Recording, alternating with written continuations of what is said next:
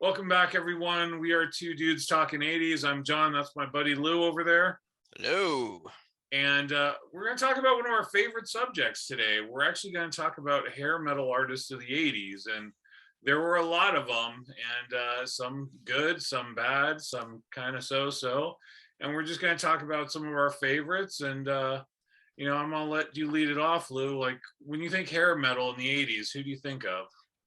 I immediately think of Motley Crue and Poison, although neither of those bands are really like my favorites. I have some of their CDs, but yeah, not that they're so much my favorites. That's who I immediately think of, bands that I really admire. Well, I've got a couple examples there. Yngwie, love Yngwie, or did anyway, and of course Winger. And Winger gets such a bad rap, mainly because of Beavis and Butthead, I think. But if people really stopped to listen to them, they'd really realize how talented of a group that they were. Yeah, I mean, we were really lucky. We saw Winger what on the Heart of the Young tour, and I think we had third row seats. We saw them at Great America, Yep, and that's right. for those from the Bay Area, a little bit of trivia: the very last show at the Stone in San Francisco was Winger, and I was there as well. You weren't. I know, because it was a weeknight, and I so wish I had gone. I really, that's like a historical evening for me, I would think. Yeah, and it actually not only was it the last night of the Stone, but that was the last. That was Reb Beach's birthday because Kip Winger mentioned it on stage. That's Reb's birthday. He said I should go next door and buy him some porn. So don't know if that ever happened. Um, but I've been fortunate enough to see Winger. I've seen them 3 times. The last time I saw him was a few years back at the Whiskey A Go Go. Still a great show. And then more recently, I saw Kip Winger solo in acoustic, which was funny. I brought my wife. This was in Las Vegas. We happened to be out there, and I said, "Look, this is Kip Winger. I'm sure it's going to be entertaining. The tickets are pretty cheap, to be honest, especially for Vegas. So why don't we go? Let's. It's something to do, and I'd really like to see him perform." And she was very reluctant. She thought it sounded like it would be boring, to see him perform, and especially in a solo setting and acoustic, but she really enjoyed it as well. I thought it was a great show. Showed how talented he is. Obviously he's done some classical composing and put out some CDs of that. I think you have one of them. It's probably, well, I know it's not in cellophane because it's signed. But he also performed a song that he had been working on for a musical based upon Jack the Ripper, and he performed that night. So it was a great show. Great to meet him. And did you ever listen to that CD? I have to honestly say that I have not. What a shock. But yeah, super talented band. What do you remember from seeing him? You saw him once, right? I only saw him that one time. I remember Red Beach having a bit of a disappointing guitar solo. It seemed like it was just effects, and that was it. And I know he's a super capable guitar player, so I remember being a little disappointed in that. Other than that, I really enjoyed that show. And I have to go back to something that you touched on. Every time I think of the musical that he's doing, Kip Winger is, of Jack the Ripper, it always takes me back to Spinal Tap. You're a naughty one, saucy Jack. Yeah, there is that. I don't know if Saucy Jack made a appearance in that musical. Don't know whatever happened to it. That was just prior to COVID, so like everything else that could have affected it. I will say, I think it was in the Heart of the Young tour, or around that time, that a couple of me and my old guitar player Michael, we went and met Reb Beach. At He did a in-store at a guitar center or something like that. I want to say it was like in Walnut Creek or something. But he did an appearance and talked a lot about his playing and everything. And to this day, gave the best musical advice I've ever heard. And he said, if you ever make a mistake, hit it twice, then it's jazz. And that was my career in music. That, So that's brilliant. great guy. He was super cool. Meeting him, meeting Kip Winger, they're both really nice guys. Obviously Kip Winger was I hate to say on the downside of his career because he's had an amazing career, but not as famous as he once was, but super nice. But Reb Beach was at the height of his popularity, and could not have been cooler. So it was really neat to meet both of them. Great call on them, and some great memories of Winger. Um, I'm gonna switch it up on bands if you don't mind, unless you added something you want to talk about on Winger. No, I think we're good on that one. You should I have agree with everything that you you should said. have your Stewart shirt on right now. This is one of those bands I've always loved, and I don't remember them ever performing in the Bay Area, and that's White Lion. So I Nice. never got to see them. They had 4 albums out. 3 of them I think are fantastic. One I didn't care for. It was actually what was it? A Big Game that came after Pride. Pride was their big hit, hit album with When the Children Cry and, Wait and all those great songs. And I thought, Big Game afterwards just didn't stand up to it, which was kind of sad. It is a good album, but I think it was like, typical, let's get a new product out and probably a little bit rushed more than it should have been. And then, the Main Attraction album, which was their final one, I thought was fantastic yet again. So, any fondness for White Lion? I only have their first CD, Pride, and I think That's it's. actually their second. Their first one's called Fight to Survive. Oh, okay. Well, I've only got Pride. I wasn't even aware that they had a first one.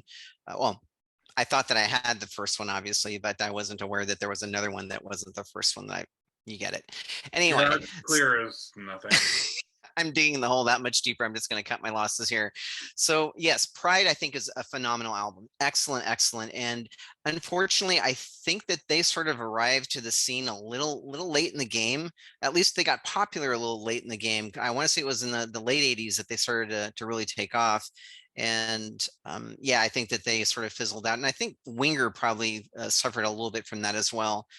But yeah, Pride is a great album. When the Children Cry is such a great tune. I mean, it's not heavy. It's not the kind of thing that I usually liked even back then, but I remember it being just a really moving, very well written, touching song. It was really, really cool.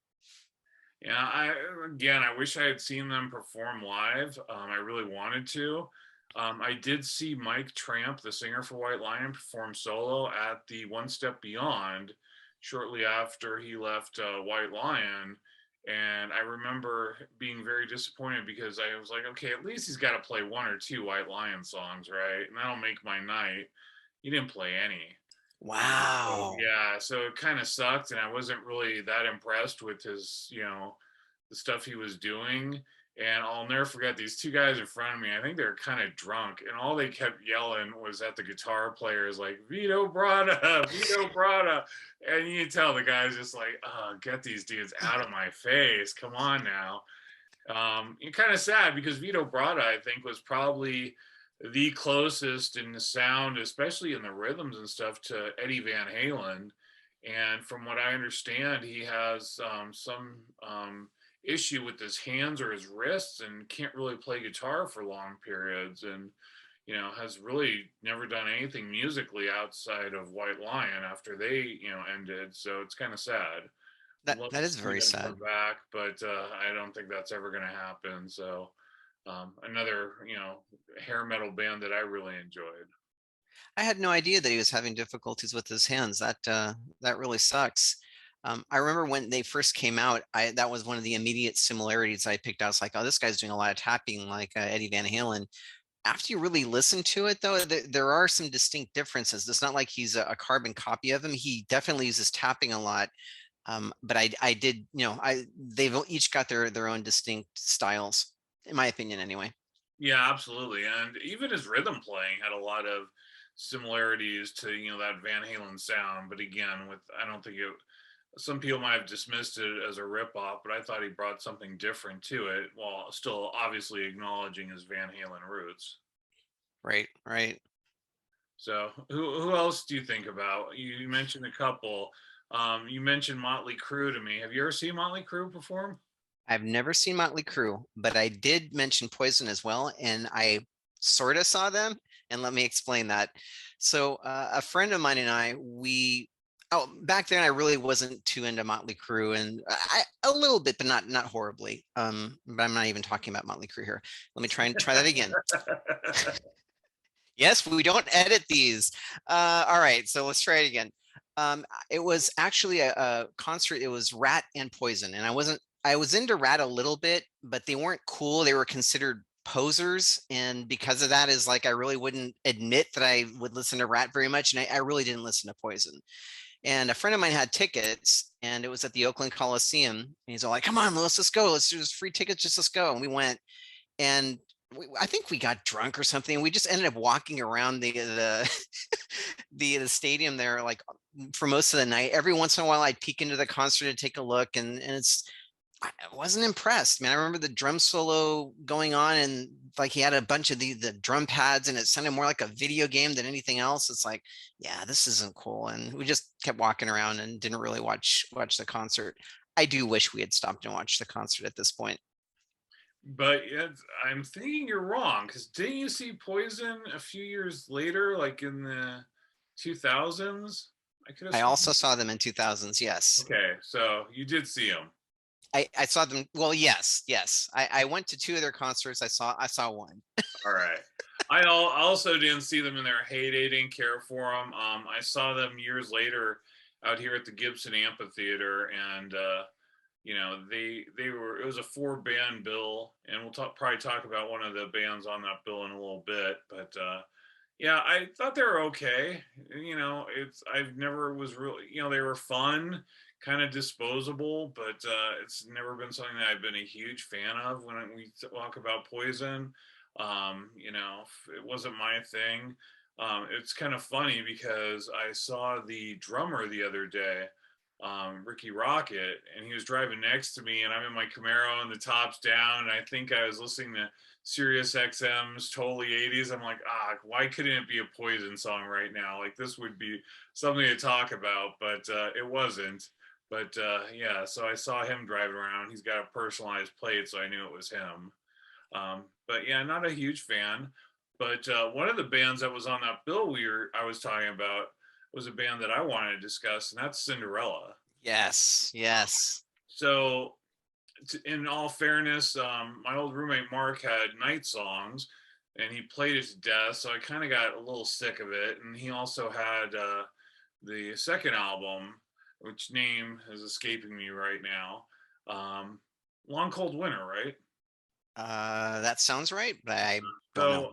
So, I enjoyed it. Again, it wasn't like I was a huge fan or anything, but one of our coworkers at Applied Biosystems, she had an extra ticket to see Cinderella. I want to say it was at the Shoreline, and it was Cinderella, and the openers was Badlands with Jakey Lee and a band called Tangier. And so we went, and she had lawn seats, and I'm like, sure, why not? I'll go check it out. Um, and I guess they didn't sell very well. So they said if you had a lawn seat, you could sit in the seats, and they had sectioned it off, roped off an area that it was just whatever, whoever took the seat had it. And so we were able to get in the seated area at the Shoreline, and they came out and they absolutely blew me away. I thought it was one of the best live performances I ever saw. Fantastic. I remember they had the piano like come down from the rafters for, uh, you know, one of the songs. Don't know what you got till it's gone. And just an amazing performance. And then years later, when we saw them in the 2000s, I think early 2000s, as the support act for Poison, same thing. They were great. Sadly, probably we'll never see them again. Jeff LeBar passed away, and from what I understand, is they weren't going to get back together unless it was all four of them. And Jeff LeBar, even before his passing, kind of admitted that the reason Cinderella never, reunited was because of him and his chemical dependency issues, and that they didn't want to deal with him, especially Tom Kiefer. So, kind of sad, but again, one of the best live bands I ever saw. I echo that completely because, as you had mentioned earlier, when I saw Poison in the 2000s, there were, let's see, it was think it was John Waite, Dawkins. We had Slaughter open. It was Slaughter, It was Dawkins. Slaughter. It was Slaughter. It was not John Waite. John Waite was for Journey. So yes, you're right. It was Dawkins, Slaughter, Cinderella, and Poison. And when Poison came on, I was just blown away. And again, I wasn't a huge fan. I mean, I like their music and stuff, but I wasn't like a diehard fan or anything. But they were just absolutely tight. If you close your eyes, I swear it was hard to really distinguish whether or not it was, a You mean recording that were Cinderella, right? Because you said Poison. Cinderella. I'm sorry, Okay. yes, to be clear, Cinderella. All right. They were absolutely off the charts. They have to be one of the best bands I've ever seen live. Extremely tight. And again, you close your eyes, it's almost like you're listening to the CD. It's just amazing, absolutely amazing. Yeah, I agree. It's a shame we'll never see him again. But yeah, we have the memories, fading though they may be. I know it sucks. Anyone else you want to talk about in terms of the hair metal? There were so many bands to talk about. Yeah, I'm going to talk about one that sort of came up a little bit later in my life. I'd heard a lot about them, never really given them the time of day until maybe about 5 years ago. And actually, there was a little stretch when they were popular that I did listen to them, but never really got any of their music. And I'm talking about the Michael Shankner group. So, especially when they got Macaulay, when it was Macaulay Shankner, the singer. I think I'm saying his last name Robin correctly. McCauley, yes. Yes, phenomenal stuff that they came out with, at that time. That Gone Baby Gone song, just awesome, awesome, awesome songwriting, great guitar player, great vocals.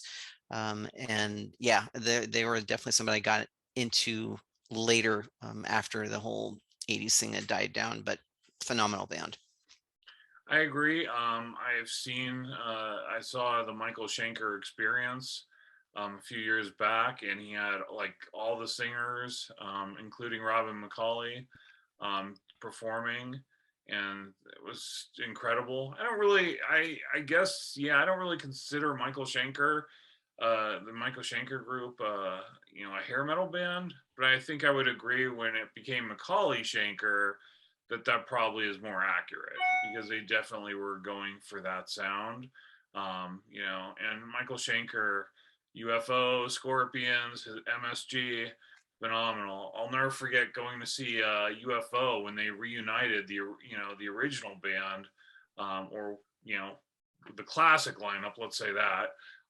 And we got in. It was the old Keystone Palo Alto, and we walked in, and Michael Shanker was sitting there with an acoustic guitar painted black and white, similar to his Flying V, and he was just sitting there ripping, and was selling his solo CD, acoustic CD. And to this day, I kick myself like, why the hell didn't I go and buy it and have him sign it? I was so stupid. One of those things you're like, look back on, dummy.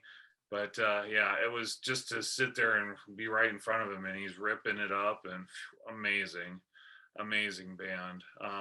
You Didn't ever, you go? I'm sorry, John. Go ahead and finish. please? Didn't you go and see a Shankner Fest where he sort of came out with a bunch of his historic counterparts? And am I mistaken? No, that's what I was just talking about. Oh, okay, I said experience. You're right. It was Michael Schenker Fest, but okay. yeah. So he had Gary Bard in there. He had Graham Bonnet. He had Robin McCauley, and I actually met Robin McCauley. He performed in Vegas in this show called oh God, it was like a classic rock group, performed by Raiding the Rock Vault. That's it. And he was there that night. He performed with a bunch of other people that different levels of success in music. And I got to meet him after the show and asked him a little bit about Shanker. So he was a really cool guy. It's very cool. So you definitely have to see it if and when Shanker comes back. Highly recommend it. I want to talk about a band that I really enjoy, a hair metal band.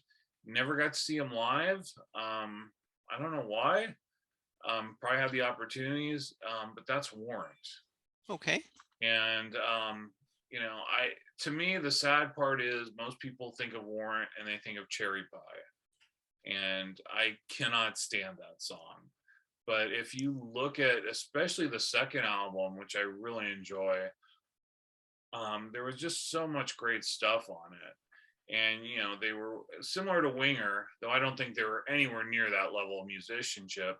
But I thought Janie Lane, the singer, was a fantastic songwriter. And that album had a song called I Saw Red, and it was a typical 80s overblown keyboards and everything else. But they actually released an acoustic version where it was just Janie Lane playing it on an acoustic guitar and singing, and that is just amazing to me. Highly recommend it. Look for that if you've never heard it. I think it will give you a whole different respect about Warrant, for Warrant, and just a great song, and shows the level of talent they had. And I think Uncle Tom's Cabin was another one of those songs where, wow, these guys really do have some talent, especially as songwriters. Interesting. I think I've got their greatest hits, and that's about it. So I'll have to go and dig. No, that's been opened. It's not in I cellophane. didn't say I anything. saw it on your I face, didn't man. say anything. I saw it on your face. All right. I was thinking it, but I wasn't going to say it. That's what we should do. We need to do the next episode of what's in Lewis's. What does Lewis still have in cellophane? And we can just do a show of you opening stuff up. I mean, you don't have to do anything with it, but just open up all the DVDs and CDs you have still in cellophane. There's a new show idea. There we go. There might be like a part 3 and a part 4 to that one. Yeah, it'll be our epic show where we'll do like the 3-hour version of Lewis opening stuff. Lewis with cellophane. All right, coming soon, people. Wait for it. Oh man. Let's see, whose turn is it? Is it mine? It's you. All right. So I'm gonna call out phenomenal band I know that you're very fond of, and that band is Europe. And sorry, sunk your battleship. There you go. Anyway, again, they sort of got caught up in the whole glamour thing, and people, I think, didn't take them seriously because they had sort of the pretty boy image and whatnot. And but they were a great band, and even Still with are. yeah, that's true, they're still together. Still and active. Still releasing new music. they've got both their old guitar player and their new guitar player now, right? No, they that was for a special show, and they've pretty much continued with just John Norum. So they have kind of Oh, the classic lineup that was recorded the Final Countdown album. So they're one of those rare bands that can say that they're actually touring with their classic lineup. wow. Marcelo, for whatever reason, didn't continue with the band. I've never really heard it addressed. I don't know why. But yeah, John Norum's back, probably where he needs to be, even though they're both fantastic guitar players. And yeah, so he's in the group, and I think they've released at least 3 albums, if not 4, since they've come back. Interesting. Have you had a chance to listen to them? Are they any good? They're a lot more. They're definitely different. I think you would enjoy it. It seems like a lot more 70s hard rock based, than kind of the glamour, more poppy stuff, which I enjoy too. The Final Countdown is one of my favorite albums, but the album before that, which was Wings of Tomorrow, was definitely a little bit harder hitting than the Final Countdown.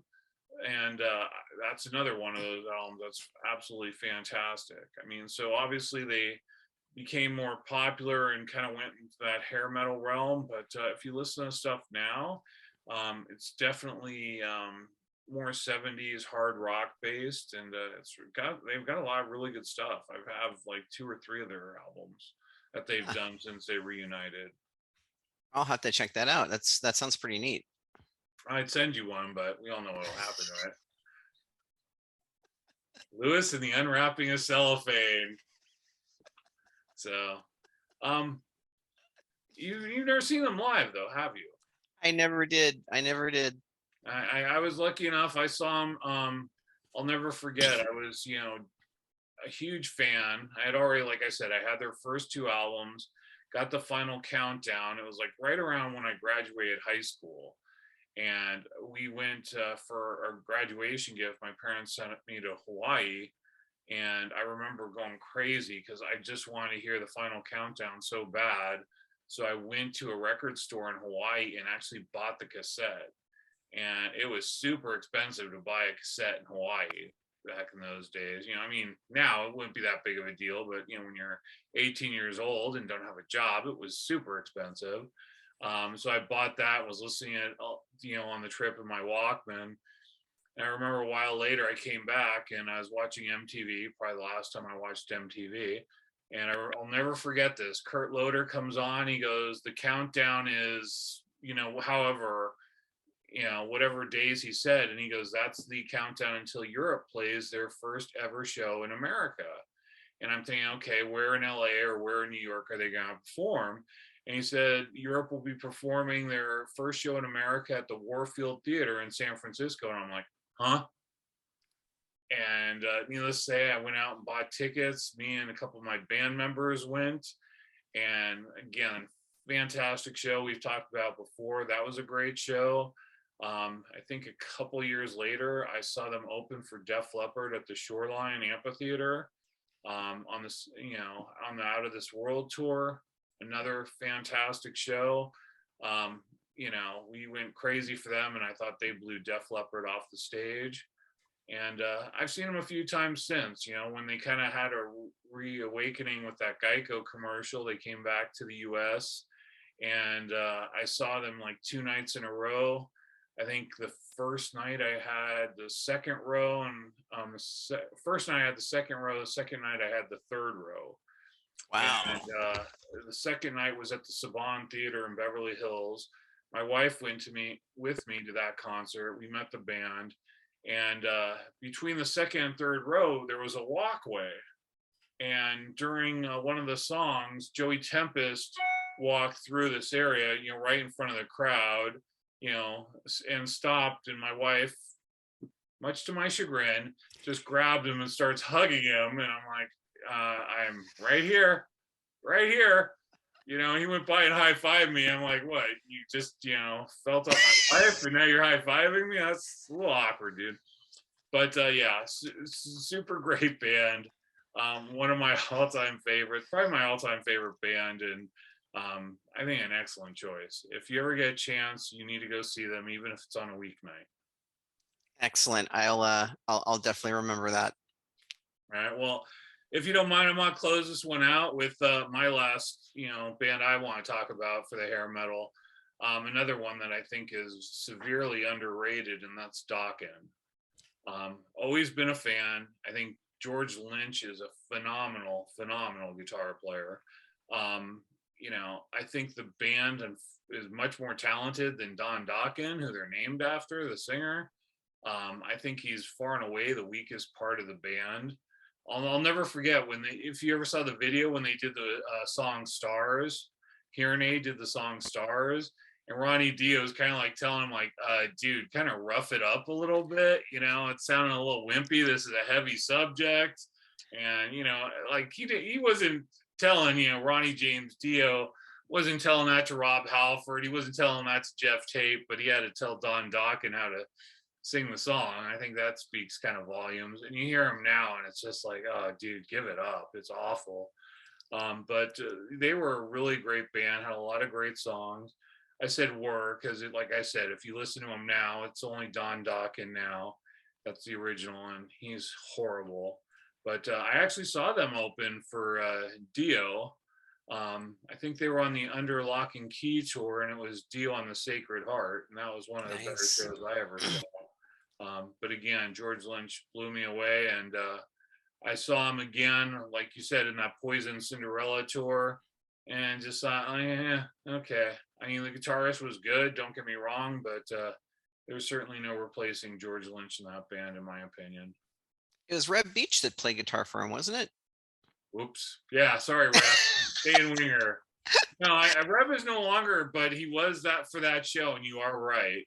So, Yeah. sorry, Reb. I You're mean, still one of my favorites, just not in Dawkins. yeah, and I totally hear you, right? I mean, Reb is an amazing guitar player. Definitely the sound of Dokken, at least from the guitar side, is Lynch, right? And he's got an unmatched style that just fit very, very well with the music. So I understand what you're saying with that. And did you ever see Dawkins with Lynch? I never did. I never did. All right, but you have their greatest hits in cellophane, right?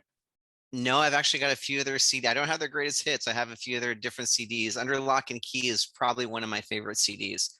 Love That's that a CD. great Love, one. The yeah, Hunter is probably my all-time favorite Dawkins song.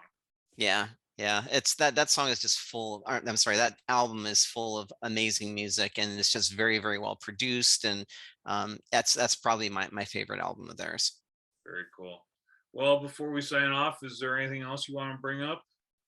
No, no, I think we're good, John. I think we covered a lot of territory here very quickly, and as it always is, it's a blast. All right, before we leave, just one hint: if you are a fan of the hair metal genre, a little advice: go out, look up a song called by the band Black and Blue. It's called "I'll Be There for You." It was written by Jonathan Cain of Journey. Most people haven't heard that song, and it's fantastic. So there's my last little tidbit of hair metal for you guys before we close this one out. You ever hear that song? I haven't, and it's funny because the first show that I ever went to go see, I just turned, I think, 18. No, I was about to turn 19. Black and Blue opened up for them, and I'd never heard of them, and I still couldn't name a single song of theirs. So that's sort of cool. I'll have to go check that out. I think that was on their first tour. They had a song, "Hold On to 18," which was kind of a minor radio hit. But and then their second album was the song when they had "I'll Be There for You," and it's one of those songs that I downloaded and I just forgot how good it is. And again, Jonathan Cain from Journey, Tommy Thayer was in the band. Obviously, he's playing the part of Ace Frehley in Kiss now, and has been for probably longer than Ace Frehley was in Kiss.